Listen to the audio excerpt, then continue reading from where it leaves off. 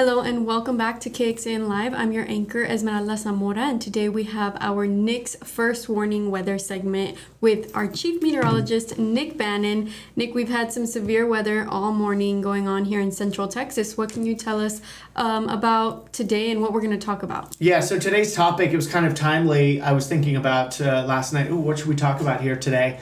And we are not yet at the peak of flash flood season. May is the peak for severe weather season, and we've really seen that almost since May 1st.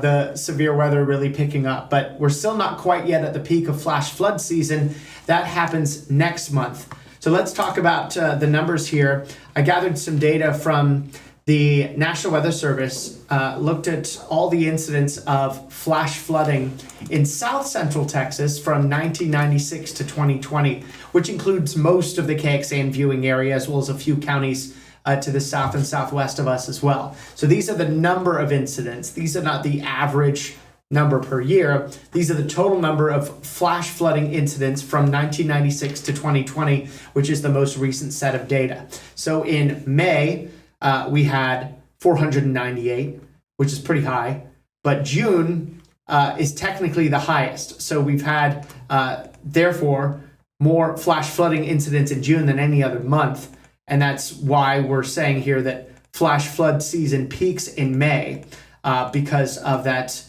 increase in flash flooding incidents. And then it's still elevated in peaks in June. It's still elevated in July. Hey, been up since early this morning, as many of you have, so I'm still trying to think straight here. So our peak severe weather season revolves around May, and our peak flash flooding season revolves around June. So May, June, and July for the peak flash flooding season. But we technically have a secondary flash flooding season as well.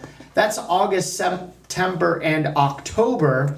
And that all revolves around tropical systems. And as those move inland, they can create some tremendous rainfall amounts for us here in Central Texas. So we can get a secondary season there. That secondary season of flash flooding season actually peaks in October. So it ramps up in August into September, peaks in October, and then really drops off in November as the tropics become much quieter as we wrap up hurricane season. So technically two flooding seasons, but we're right now well underway into our main flash flooding season, which peaks in June.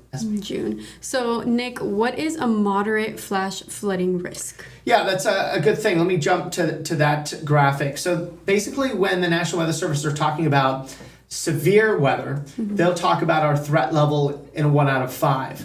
When we're talking about flash flooding potential or excessive rain potential, that's broken out in out of 4. So you get marginal is 1, slight is 2, moderate is a level 3, and then a high risk is a 4 out of 4. So it turns out moderate risks don't happen all that often here in Central Texas, about 6 times a year, but moderate risk is a big increase in the problems that you can expect. 1 out of every 4 times that an area is in a moderate risk for flash flooding, you get a flood-related injury or death. So 25% of the time, those moderate days lead to injury or death. That's pretty high. 1 out of every 3 moderate risk days for flash flooding, we get $1 million or higher in property damage, not just here in Central Texas, but nationwide. Now, on average, we've had 45 moderate risk days for flash flooding since 2016 in Central Texas, which averages about 6 per year. We have yet to have a moderate flash flooding risk day yet here in Central Texas this year. So we're due, although certainly with the expectation that flash flooding rates increase through the month of May and peak in June and are still elevated in July, we're expecting that our chances for those moderate risk days goes up, and therefore the risk to life and property goes up as well. Yeah, and like you mentioned, our flash flooding season is in June, so we're almost there, and it could possibly be coming up pretty soon. How can people stay aware and be up to date with if we do have a flash flood here? Yeah, so there are some things you can do before that flash flooding season really peaks. And, we already had some examples of flash flooding here in Central Texas today. But if you're expecting flash flooding, and we'll be able to tell you those days when flash flooding is maybe a little bit more likely, you can do such things like securing or bringing in patio furniture, unplugging outdoor appliances just in case the water level were to rise to the level that it hit the outdoor plugs. Stocking up on an emergency kit. This is good any time of year for all sorts of weather, right? Mm-hmm. Flashlights, first aid kit, batteries, important documents, medication, that sort of thing. And then make sure if you're weather aware, which if you're watching this, you may be a little more in tune with the weather than some people, that you pass on, hey, did you hear that the forecast for certain day is looking like we may see some flash flooding? Pass that sort of information on to your neighbors. I mean, weather is a natural small talk, right, Esme? So yeah, very popular. You can translate that over to giving your neighbors a friendly heads up about the potential for flash flooding, and then avoid traveling in heavy rain. Sometimes we got to get where we got to go, but if you can leave early and give yourself some extra time and maybe avoid the rain, you can watch that KXAN weather app to see where the heaviest rain is and work your way around it. That can be really helpful. The reason we care so much about it here in Central Texas is we've had a history of deadly floods. In fact, more so in our neck of the woods than any other part of the country. This is a map, and maybe we can make this a little bigger because it's not always the easiest to see. There we go. Take off the banner too. Oh, that's perfect. So this is a map of the deadly flood locations all over the United States, courtesy of NOAA. All of those dots represent deadly flood locations, and then the dark surroundings around it. And then the higher the concentration of those dots, start seeing it changing color there until you get toward the area where we are, which is where the flash flooding is much more common. And I'll zoom it in here. Lots of yellow. Yeah, exactly. That's basically the peak area of deadly flash floods in the United States is right here in Central Texas, spreading down into the San Antonio area. Basically, there's some terrain issues here. You're getting a lot of Gulf moisture. It's riding up over the terrain as we get into the hill country, kind of wringing out some of the rain and storms right over the metro. And at the same point, we've got a lot of concrete and asphalt here too, which is not a lot of areas for the rain and storms to drain as they hit the ground and run off. So you get the combination of topography leading to more heavy rain events here. Mm-hmm. And then you get the fact that we've built up this area so much. Yep. We've got a lot of houses, not as much area for the water to soak in, so it can lead to flash flooding. Now, this map I'm going to show you here is not specific to today. Just the last time I made this map, which I think it was for a storm last year. This is something that can be useful ahead of flash flooding.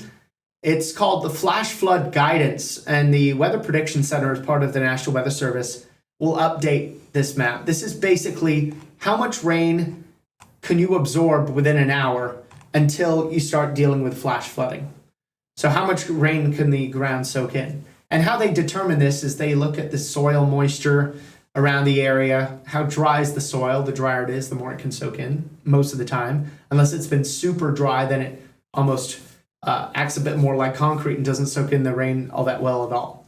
And then it also factors in the area of more urban development and concrete and asphalt and that sort of thing. And in Austin, we have a pretty stable flash flood guidance of 1 inch to 1.5 inches in an hour. If it starts raining more than that, then we typically get flooding regardless of how wet we've been. Certainly if we've been wetter than that, then it may take even less rain. But usually 1 inch to 1.5 inches is about as much as we can absorb downtown before we start dealing with flooding.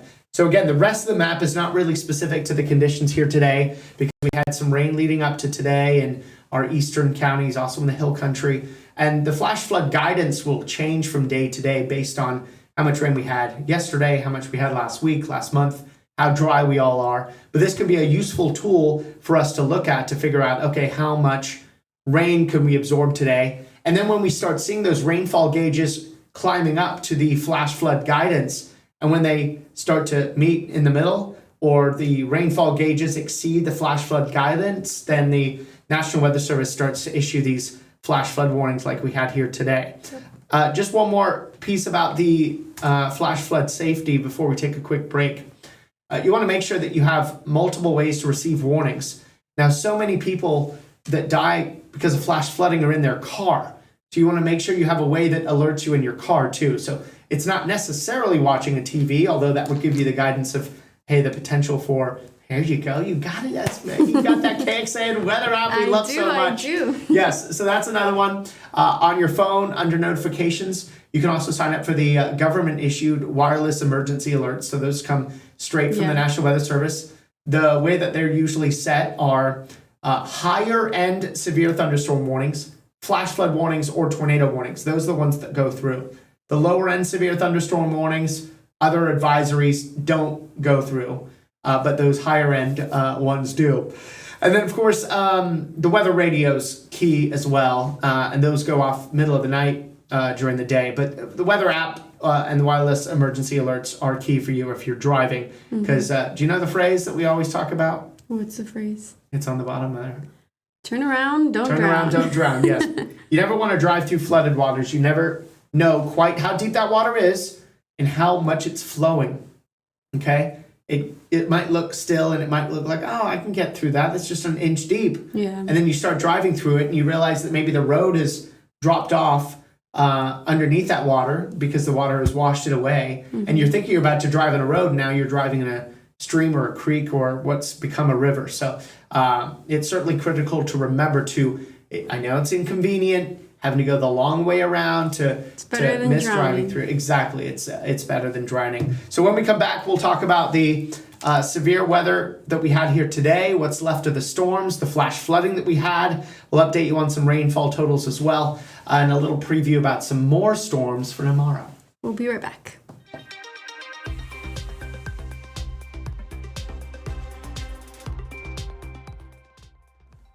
And we're back, Nick. We were just talking about not driving in flooded areas. And I wanted to see if you could pull up that Austonian camera that you had a little bit earlier.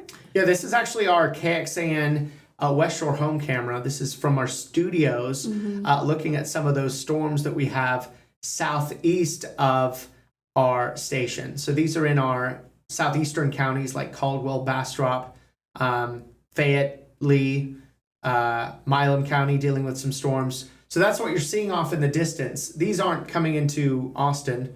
In fact, Austin and West, generally speaking, you're in the clear for the rest of the day. But it's been amazing how quickly the skies have cleared. Yeah. And now you can really see those towering thunderstorms off in the distance, which are producing still some heavy rain and at least a low risk for some severe weather. Yeah, even this camera you can see behind me right now looks completely different from what we were looking at this morning. Yeah, I mean, what a difference a few hours makes from torrential downpours. We had tornado warnings in our eastern counties. We had tornado warnings move through Gillespie, Blanco, portions of Burnett, Williamson, and Travis County earlier. Perhaps not western Travis. I think the tornado warning got cut off before it got to us here. And then another tornado that actually touched down in Milam County during the late morning, early afternoon. So let's take the graphics full here because we do still have some storms out there. Generally speaking, they're in our eastern counties. You can see that we have dried out in the metro, but we do have a flash flood warning for eastern Williamson County into Lee County and Milam County as well. That's for standing water thanks to the previous storms that have moved through the area. There are still storms out there, severe storms just east of the KXAN viewing area. But in our area itself, we've seen the storm intensity lowering, although there's still some rough storms moving through parts of eastern Caldwell, Fayette, Bastrop County, Lee County as well. And those are the storms that we've seen from our KXAN camera. So the storms that are in Austin, looking south from the camera, you're basically seeing the clouds south of Luling. And then again, those storms are moving off to the north and east. But that's what you're seeing in the sky. So it's kind of nice to figure out where all that's coming from. Nick, I want to share these photos that we have on our from our viewers of this is in Round Rock, and this is some flooding in Round Rock. Yeah, it's so impressive rainfall in parts of the area today. Some places getting several inches of rain. Of course, we've been talking so much lately about how we need the rain, and it is rare here that we just get a steady soaking that lasts for days and then we don't get any flooding. We'll either get a lot of rain or very little rain, it seems. So let me first talk about the storm reports. All these dots here representing a storm report of some kind. These here representing hail of varying size. Lots of hail today. Yeah, there was some hail, and we also had some flash flooding too. Let me chime in and show you the flash flooding reports that we had. Cedar Park, low water crossings there. In fact, there were more low water crossings closed due to flooding than what you see here. But you can see Wells Branch there, McNeil Drive at Mopac closed due to flooding. This was just after the middle of the day. The heaviest of the rain, the highest rainfall totals actually fell in the Northwest Metro. So this is how much rain we've had since midnight. Some good solid rainfall totals in spots there. Pedernales River near Fredericksburg, almost 2 inches. Johnson City, 1.25 inches just about. Bertram, 1 inch. Willow City, close to that. Less so in Llano and portions of northwestern Gillespie into Mason County. But then the highest rainfall totals that we had, some of them anyway, in the Metro, with a solid 2 inches plus in areas of western Travis, northwestern Hayes, and far western Williamson County too. Georgetown more than 1 inch, 1/2 inch there in Austin's Camp Mabry, and then those rainfall totals really dropped off in most of our eastern counties with the exception of Milam County. Of course, those storms aren't done yet in our eastern county, so we may see some of those totals rise more as we head through the late afternoon and early evening. I think they just moved to the eastern side, right? That's where they are now. So there's the potential for some additional rain. I don't think we're going to get any more rain in the metro or our hill country for the next hour or two. But there will be some showers and storms in our eastern counties. You can see what our computer models are doing for timing here, keeping some showers around through the early evening. Some of those storms may still pack a punch in our eastern counties, and then they fade away. Tomorrow morning, some low clouds build in, and then as we head through the day, the clouds give way to sunshine. We heat up, but then that may lead to some more showers and thunderstorms bubbling up for the late afternoon and into the evening. The coverage of these does not look to be nearly as widespread as what we had today, but there is the potential for some storms tomorrow, and some of those may be strong to severe. So our rain chances tonight drop to just 10%. In fact, rain chances right now are just 30%, so they'll continue to drop. Most of us will not see much additional rain once the sun sets. Overnight lows in the mid-60s, and there'll be a lot of low clouds that come back overnight. Then tomorrow, clouds in the morning, sun in the afternoon, also the chance for some scattered storms in the afternoon. Not a guarantee that you see rain tomorrow. High of 86 and a 30% rain coverage there. But those storms that do develop do have a potential to be strong or severe tomorrow, but not as high of a risk tomorrow as what we had today. Today, parts of our area had a 3 out of 5 severe weather risk. Tomorrow, it drops to a 1 out of 5. So much more isolated severe weather. And then these are the threats that we're looking at here tomorrow. Not expecting a tornado. Up to egg size or larger hail, not out of the question, but generally speaking, the hail should be closer to 1 inch in diameter. And then some wind gusts maybe on the strong side, especially in our eastern counties here tomorrow. But then we'll take you back to that view here. Now, looking from our KXAN West Shore home camera at those storms in our eastern counties. I know our eastern counties need the rain too. They've been in a drought as well. We all have. Wish we could have got more of the storms to flare up and bring even heavier downpours to the hill country where we need the rain the most. But hey, we'll take a good solid widespread rain like we had here today. Yeah, when we spoke last week, we were talking about May being wetter than normal, and as we can see, today was a great example. Yeah, the problem is once we get after tomorrow, and especially after Thursday, the extended outlook is looking particularly dry. No. So we may have enjoyed, or not enjoyed, depending on who you are, a stormy and wet beginning to May, but there's some signs that, late weekend, next week, There may not be some rain around at all. I'm going to try and stop yawning, by the way, by the time we get into our 4 o'clock You've been here newscast. all morning. It's fine. It's been a long day, but hey, it's what we're here for. But anyway, on KXAN.com, I put a blog together all about peak flash flood season, what you can expect, how you can prepare, the data that we know about it, why we're called Flash Flood Alley, and some of those little nuggets of information that you can share about those storms. Yes. And that does it for me, Esme. I'll be tracking all the weather, the showers and storms as they slowly fade to the east. We'll have team coverage wrapping up the issues that we've had with the wet weather here today, starting at 4 o'clock on KXAN. And of course, a good reminder, if you've got a smart TV streaming device, download our KXAN Plus app. It's free. Apple TV, Roku, Fire Stick, Samsung TV.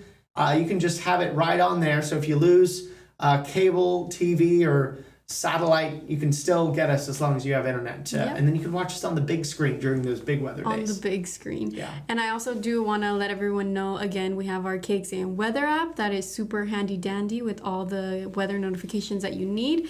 And we also have our KXAN report it at kxan.com for any weather related videos or photos you can send to us. I know you, Nick, and all the other Mets use these photos on our newscasts all the time. Yeah, go to kxan.com/report it, and then you can fill out the quick form, upload your picture, video, weather report, news report if you have one, and then we can get it right away and use it right away. It's a faster method for us to get these pictures and videos on TV and online. So kxan.com/report it. And we appreciate all the reports. We've had so many pictures and videos already today. Yeah. Well, thanks for joining us, Nick. We'll see you at 4 o'clock on air. See you then. Thanks.